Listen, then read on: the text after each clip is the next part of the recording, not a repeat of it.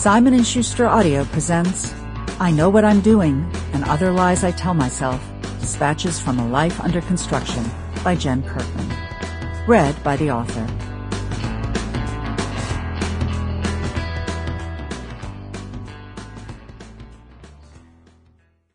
Introduction.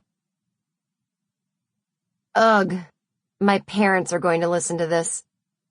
I know that I'm 40 years old and even older by the time you're hearing this, and I shouldn't care. Just be a grown-up and don't be afraid to speak your truth, Jen. And you know, funny person Bob Odenkirk once said that people should make their art, whatever it is, as though their parents were dead. Why am I starting this book with sentiments about dead parents? Look, you know what I mean, or he means. My parents will have to handle the information in this book in their own way, whether it's calling to yell at me or just bursting into tears at the sight of me next Thanksgiving. They created another human being, and that human being went on to live her own life, make her own mistakes, have her own sex, and oh God, it's not just my parents. You're going to hear this. For a stand-up comedian who talks about her life on stage, I'm weirdly, fiercely private. By the way, I've also tried to respect the privacy of some people I've written about in this book by giving them aliases, including my sister Gail, who insisted that I call her Violet. Not because she has anything to hide, but she always wished that was her name. I'm so afraid of being judged. And yet, I won't even know if you're judging me because you're listening to this and I'm not there. I can't see your looks of disapproval. Here's the thing.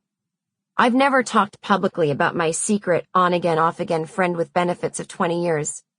My ex-husband has no idea that while we were still married, I almost embarked on an affair with a new man I felt emotionally bonded to. A different guy from Mr. Friends with Benefits.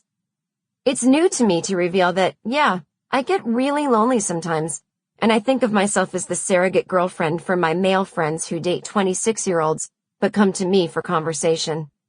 Oh God, please don't pity me. It's worse than judgment. I really want you to know how much I've learned from my less than perfect experiences.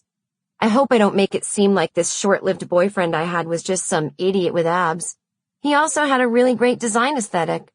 And I promise, I really do not have Hep C. You'll hear about that. My editor said I don't need to include a picture of the lab paperwork.